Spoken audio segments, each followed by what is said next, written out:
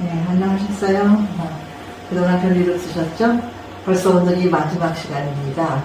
그래서 오늘은 그동안에 배운 것을 처음 정리하는 시간을 갖기로 하겠습니다. 그래서 우선 이제 차의 이론을 우리가 처음 시간부터 공부했지만 오늘 한번 그동안에 배웠던 것을 쭉 한번 훑어보면서 이론에 대한 얘기를 마치고 그리고 달에 시연 연습을 해보도록 하겠습니다.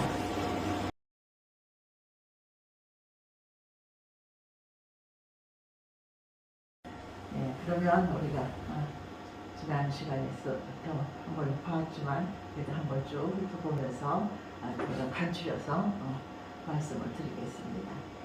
우리가 차를 하는 데는 우리가 그 근원을 알아야 되기 때문에 역사가 굉장히 중요하죠. 네, 그래서 차의 역사는 이미 중국 고사에 나오는 신동 황제의 식경에서부터 비롯된 것으로 알려지고 있습니다. 식경을 쓸 때 신동 씨는 전국을 다니면서 모든 식물의 잎과 나무와 그런 것을 모두 직접 맛을 보고 썼다고 합니다. 그러던 중에 독초를 맛을 보고 이제 중독이 돼서 정신을 잃고 있었을 때 손에 잡히는 것이 이상한 잎이 있어서 그것을 맛을 보았더니 그 잎이 해독이 돼서 정신을 차리게 돼서 다시 무슨 나무 잎인가 하고 찾더니 바로 그게 녹차 잎이었다고 알려지고 있습니다. 그래서 녹차는 처음에는 이렇게 해독제 약으로 사용되기 시작했으나 이제 그 후에 쭉 차로 발달돼서 오늘 이르고 있는데 우리나라는 그럼 언제부터 차를 마셨는지 알아보면 신라시대 때 거슬러 올라갑니다.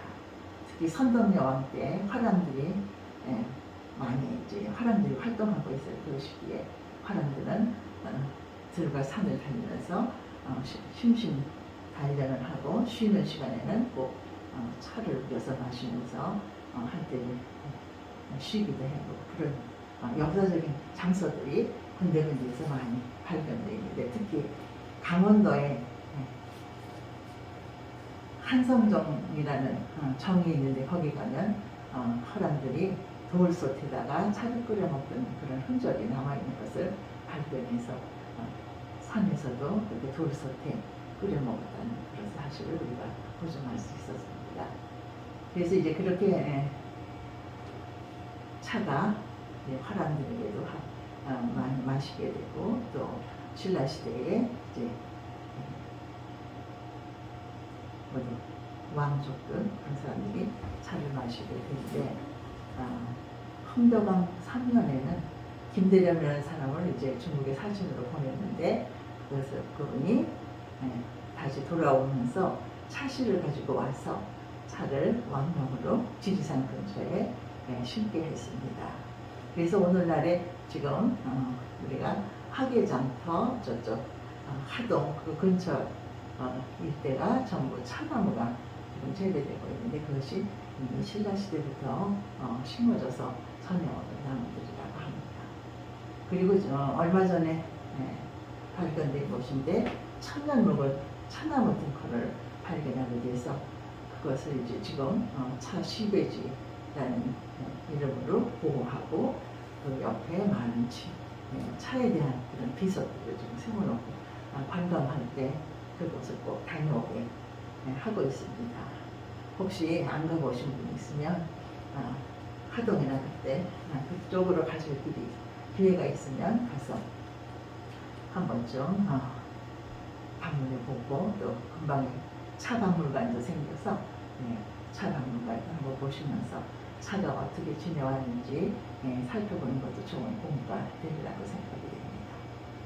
이렇게 해서 이제 쭉 우리가 신라시대부터 쭉 내려오다가 고려시대로 넘어옵니다. 고려시대에 이제 불교도 항상 이제 왕성하게 불교도 전 나라 이제 불교를 해서 모두 많이 믿고 많이 믿는 사람들이 많아지고 또 불교 문화에 차가 꼭 있어서 차 행사가 이루어지고 나라에서 좋은 일이 있을 때 행사를 하면 반드시 차 달의 행사를 먼저 하고 그 다음에 다른 행사들을 진행했다는 그런 또 기록이 남아 있습니다. 그래서 고려 시대까지는 무척 차가 많이 상행했다고 알려져 있고 알고 있습니다. 네, 그 후에 이제 조선 시대로 넘어가면서 조선 시대는 불교를 좀 배척하고 유교를 받아들이면서 나라의 모든 근간을 유교를 기본으로 해서 조선이라는 왕국이 쭉 발달해 왔는데 그 가운데서 이제 불교 스님들이나 이제 불교는 그 억불 정책에 의해서 이제 궁안에 있던 모든 불교 스님들이 전부 이제 외부로 나가게 되니까 산으로 들어갔습니다. 그래서 지금 현재 남아있는 모든 유명한 사찰들이 그 당시에 다 조선시대에 산으로 가서 불교가 유지를 하고 있으면서 또 차문화는 그 스님들을 통해서 아직도 쭉 이어져 오고 있죠. 예, 그러던 중에 이제 조선 후기에 우리 지금 해남에 초일선사가 대은사에 머물면서 차에 대한 기초 학문을 정립했습니다. 그래서 우리가 차를 배우는 사람이면 초일선사가 쓴 차신전이나 동자성을 꼭 한 번씩 읽고 넘어가는 기초 차의 기초 책이라고 하겠습니다. 그래서 여러분들 혹시 기회가 있으시면 한 번쯤 좀 읽어보시면 좋겠는데 이 차신전에 소개된 내용을 간단히 할 줄서 말씀드리면 차나무가 어떻게 생겼는지 또 차재배는 어떻게 하는지 그리고 차는 언제 따는 게 좋은지 그리고 딴 차는 정성스럽게 따서 어떻게 만들어야 하는지 어떤 크기에서 덮어야 되는지 그런 자세한 내용들이 적혀져 있습니다.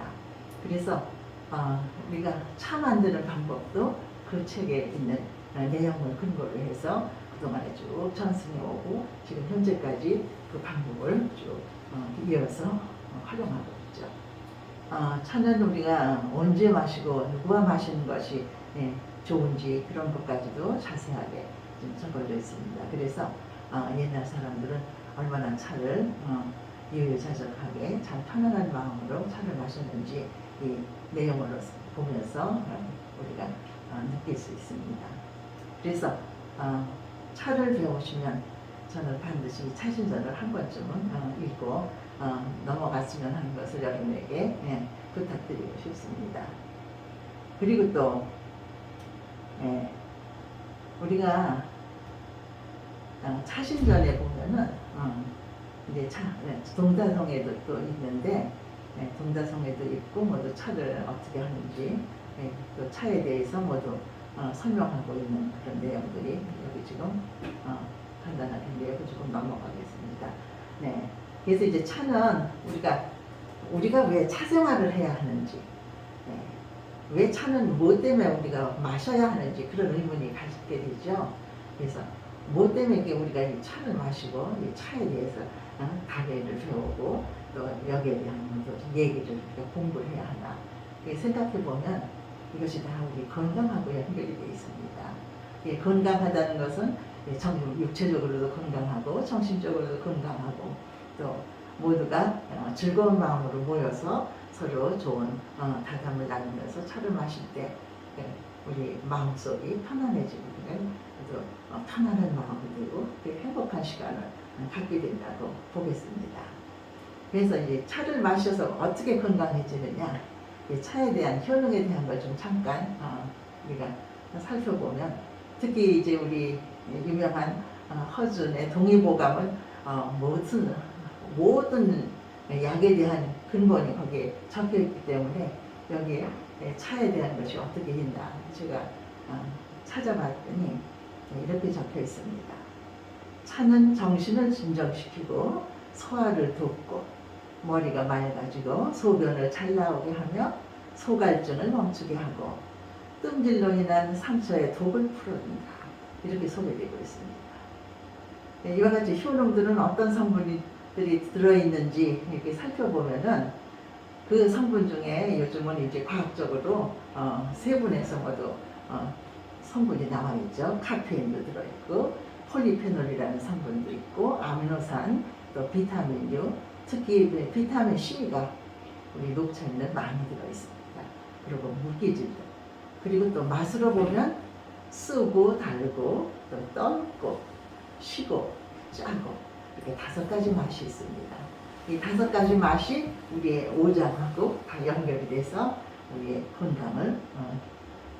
건강하게 도와줍니다. 이런 것들이 이미 동의보감에 설명이 되어 있으면서 그래서 차를 우리가 즐겨 마시게 되고 또 차에 대해서 관심을 가지고 자꾸 연구하게 되고, 그래서 지금 현재 차 연구는 우리나라도 많지만 일본 또 동남아 여러 선진국들이 차에 대해서 열심히 연구하고 있습니다. 그래서 또 이제 차에는 또 어떤 특징이 있냐면 향기가 있습니다. 향기가 있는데 이 차에서 나는 향기는 어느 향기보다도 향기롭고 아주 고상합니다. 그래서 진향이라는 향이 있고 난초에서 나오는 그런 난향이 있습니다. 그 다음에 맑은 느낌이 가는 청향이 있고 또 아주 순수한 그런 느낌이 가는 순향, 이렇게 이런 향이 있어서 이런 향을 우리가 차를 우려서 마실 때 느끼면서 마시게 됩니다. 이런 향기는 요즘 허브나 여러 가지 가지고 정신 안정제로도 사용하고 모두 하잖아요. 그래서 차를 마시는 동안에 우리가 그 향을 같이 마시면서 느끼고 즐기고 할 때 우리의 정서가 굉장히 편안해지고 마음의 안정을 가져오는 역할을 한다고 보겠습니다. 그러면 이제 또 그 외에 이제 어떤 또 물질이냐면 항암 물질이 들어있어서 암을 예방해주는 그런 물질이 들어있어서 치료가 되고요. 그 다음에 특히 카테킨 성분이라는 떫은 맛의 성분인데 이것은 암세포를 억제하는 그런 성분이 있다고 해서 요즘 암 치료제에서 카테킨이라는 성분만 추출해서 이미 치료제로 나와서 팔고 있고요. 그리고 이제 유행성 감기가 한참 코로나 전에 있었을 때 타미플루라는 약이 있었습니다. 그것도 제조가 녹차에서 추출한 성분으로 만들었다고 합니다. 그리고 이외에도 이제 불소가 들어있어서 차를 많이 마시는 분들은 치아에 충치가 생기지 않는다고 합니다. 왜냐하면 녹차 자체가 살균력이 굉장히 강해서 입안의 세균을 멸균시켜주는 역할을 하게 돼서 충치 예방에도 좋다고 해서, 특히 이제 제가 공부할 때는 일본에 갔었을 때 일본의 아이들은 엄마가 아침에 학교 보낼 때 녹차를 보온병에다가 타서 점심 먹고 나서 이걸로 꼭 양치질을 하라고 보낸답니다. 그래가지고 나는 충치도 없어요, 나는 감기도 안 걸려요 하고 자랑하는 그런 모습을 본 적이 있는데, 그만큼 이제 세균을 멸균시켜주는 그런 역할을 하기 때문에 충치 예방에 좋다고 알려져 있습니다. 그리고 이제 또 이제 우리가 그 외에도 이제 지금 전통차, 우리가 이제 용어를 좀 더 정비해야 될, 이제 정리를 좀 해볼 필요가 있어요. 그래서 우리가 보통 차 그러면 이제 전통차라고 있고 그 다음에 이제 대용차라는 것이 있어요. 그래서 전통차는 차잎으로 만든 차를 말할 때 우리가 전통차라고 얘기를 하고요.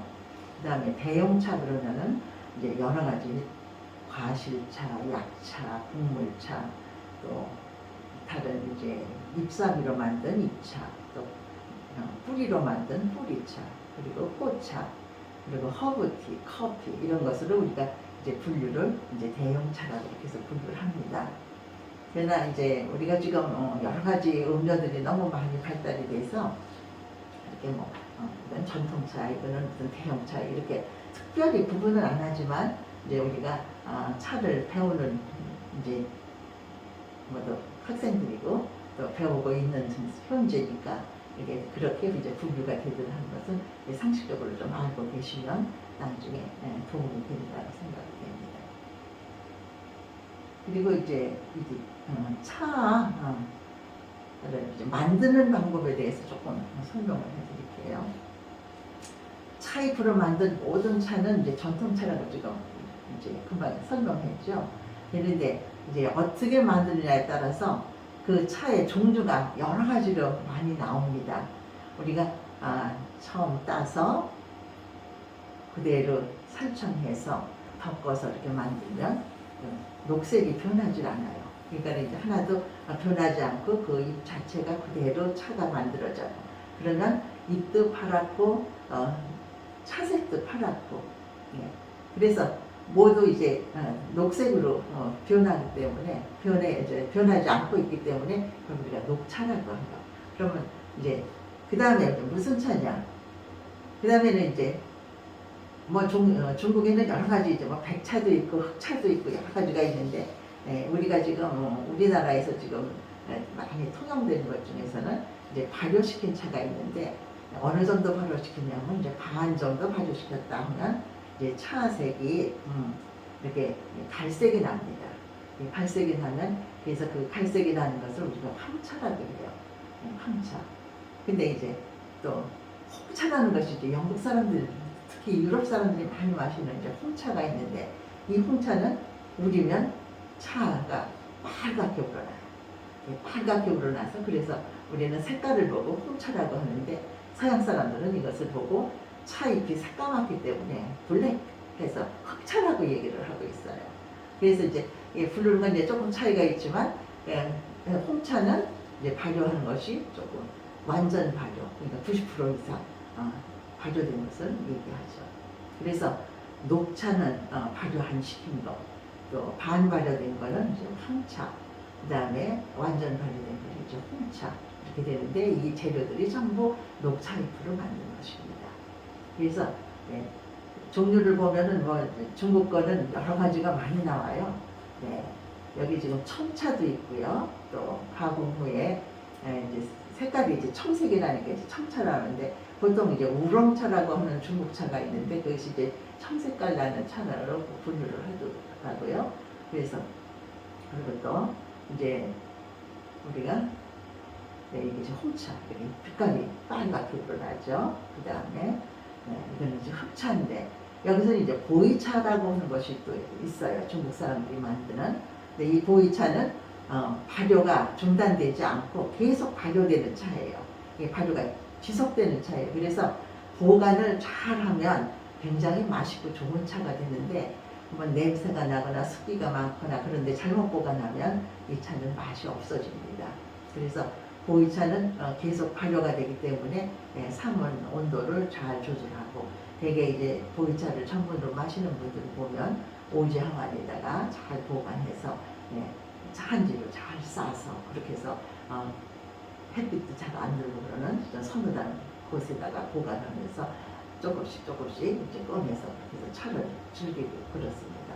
그래서 이 보이차는 우리가 마셔보면 어떤 분은 맛있다고 하는 분도 계시지만 또 별로 좋아하지 않는 분들은 이거 무슨 맛인가 그리고 이제 좀 고개를 갸우뚱하는 그런 분도 계십니다. 그러나 이제 오래 이렇게 발효되는 과정에서 여러 가지 화학적인 물질이 발생하면서 그 맛과 건강에 좋은 차로 알려져 있습니다.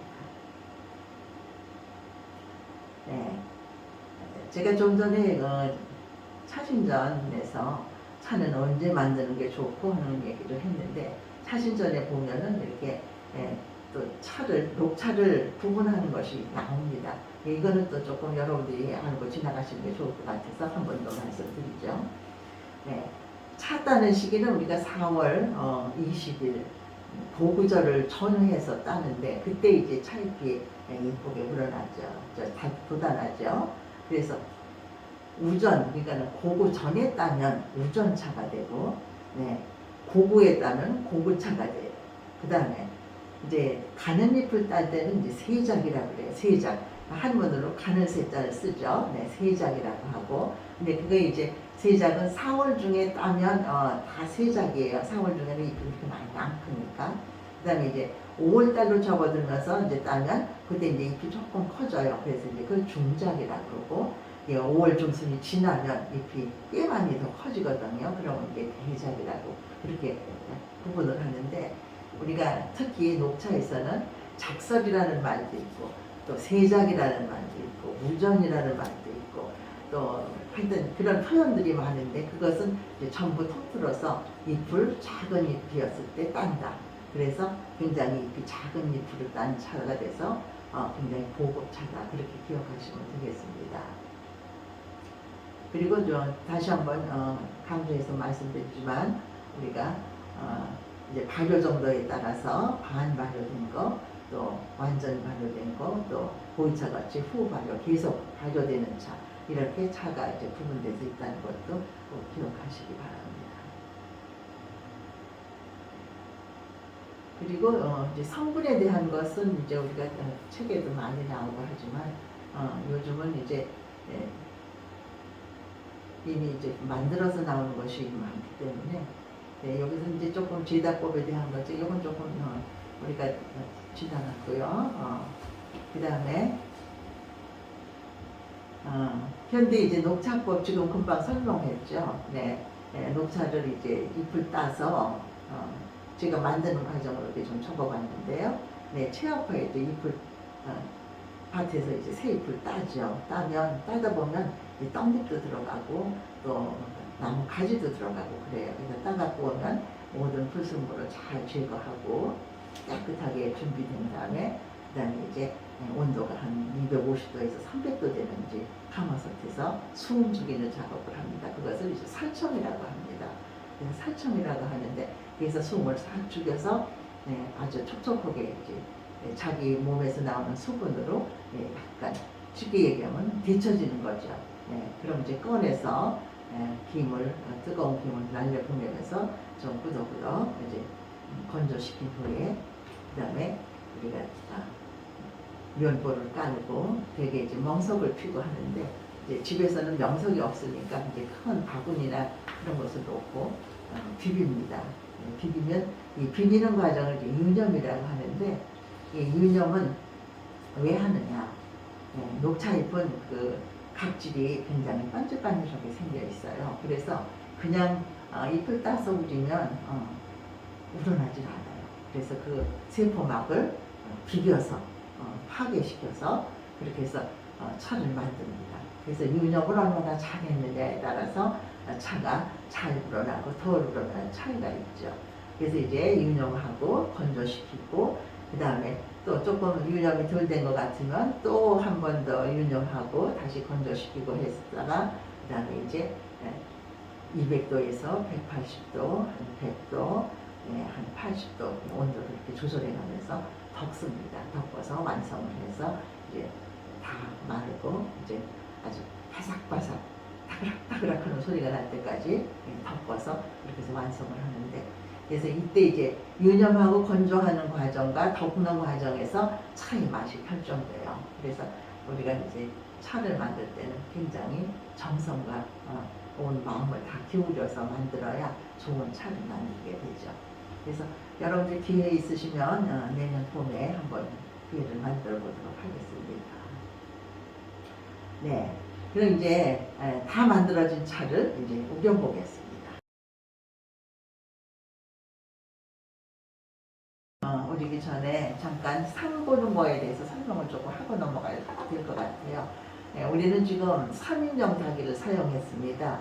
그런데 이제 보통 차 세트가 이렇게 오는 걸 보면 찻잔이 5개입니다.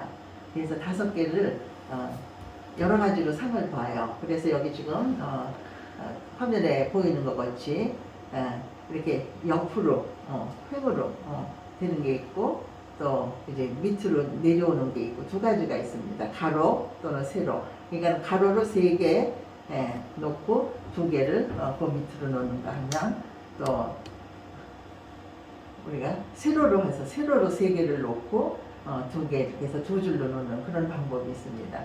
그래서 이것은 이제 자기가 편한 대로 하시면 돼요. 이쪽 우리가 남쪽 사람들은 대개 세로로 잔을 차리는 것을 볼 수 있고요. 서울 지방에서는 이렇게 가로로 놓고 그렇게 사용들 하고 있어요. 그래서 그건 좀 참고하셔서 이렇게 하는 방법도 있고 저렇게 하는 방법도 있는 것을 아셨으면 좋겠습니다. 그럼 차를 좀 펴볼까요? 네, 지금 3인 닭을 가지고 해보겠습니다. 네, 지금 차를 이렇게 찻잔을 셋을 이제 해서 나와 손님이 이제 두 분이 있다고 생각하면 되겠습니다. 그러면 먼저 이제 예열을 해야 되기 때문에 차를 달리는 이제 전에 상에 지금 잔을 바로 하고 그 다음에 탄관의 물을 수구에 따습니다. 수구에 따고 그 다음에 타관을 예열하기 위해서 타관에 수구에 물을 붓습니다. 이때 물을 불 때 중앙에 똑바로 떨어지도록 천천히 물이 또르륵 소리가 나도록 이렇게 부으면 아주 음악 소리 같이 듣기가 좋습니다. 뚜껑을 닫고 타관을 왼손에 받쳐서 한 번, 두 번 정도 해서 타관을 따뜻하게 한 후에 첫 번째 잔부터 따릅니다. 그래서 혹시 여기 물이 남으면 태수기에 다 버리고 다시 뚜껑을 열고 탄관의 물을 수구에 따고 이번에 이제 차를 넣기 위해서 차후에 이것을 안 넣네요. 봉투에 있는 대로 그대로 쓰겠습니다. 지금 세 잔에 들어갈 정도는 한 1.2g에서 1.3g 차시로 하면 수북하게 한 숟갈 정도 들어간다고 보겠습니다. 그래서 대개 이제 한 잔에 차 한 잔에 차 양은 대개 1g 내외를 얘기하는데 우리가 티백에 나오는 거 보면 한 1.2g 그런 정도 들어가 있습니다. 그래서 지금 속잔을 해야 돼서 지금 제가 한 1.3g 내지 5g 내 눈대중으로는 한 1.5g 들어간 것 같습니다. 그럼 이제 물이 식었나 한번 속을 보고 조금 뜨거운 것 같아요. 조금 한 번 더 식도록 한 두 호흡 좀 기다리겠습니다. 금방 1분, 2분 지나는 동안에 금방 물이 식죠. 이때도 물이 가운데로 조르륵 내려가도록 이렇게 천천히 붓고 뚜껑을 닫고 차가 우러나는 동안 예열된 물을 잔해물을 비웁니다. 이때 4잔부터 비웁니다. 왜냐하면 첫 번째 잔이 빨리 안 식도록 하기 위해서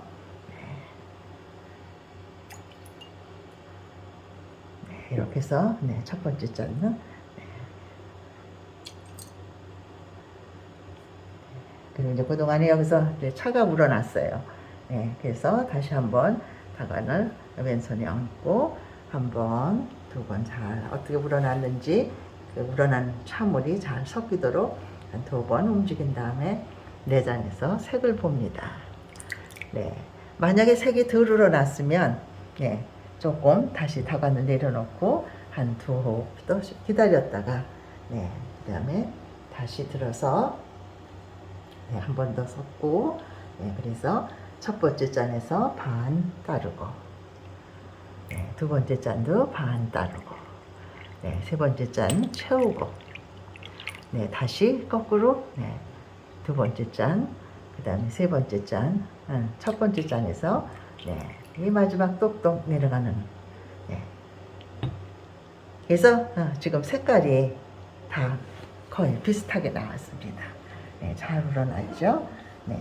그러면 이제 앞에 손님을 모셨으니까 첫 번째 잔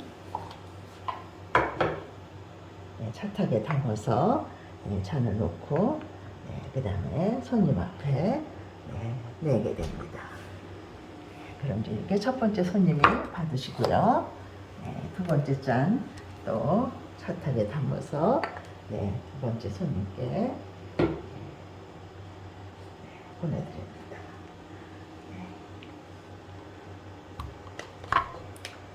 네, 이렇게 해서 이제 손님이 맛을 보시게 되는데, 이때 이제 우리가 차에서는 팽주가, 차를 달리는 사람을 팽주라 그래요.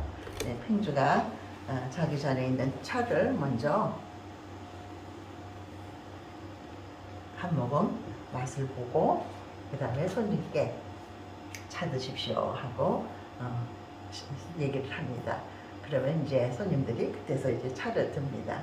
그러면 이제 팽주는 그 다음에 두 번째 잔을 준비합니다.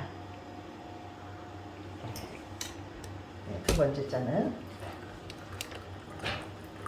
그래서 이제 첫 번째 잔은 향기가 굉장히 좋습니다. 그래서 향으로 마신다고 하죠.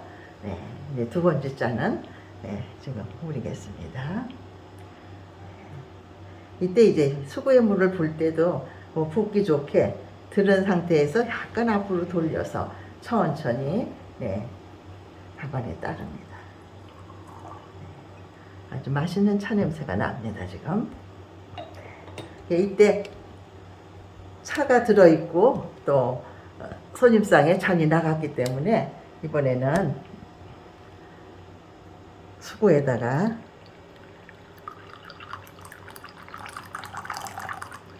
우러난 차를 담은 다음에 그 다음에 수구째 손님상에 냅니다. 그럼 이제 손님이 받아서 따라서 잡수게 되는 거죠.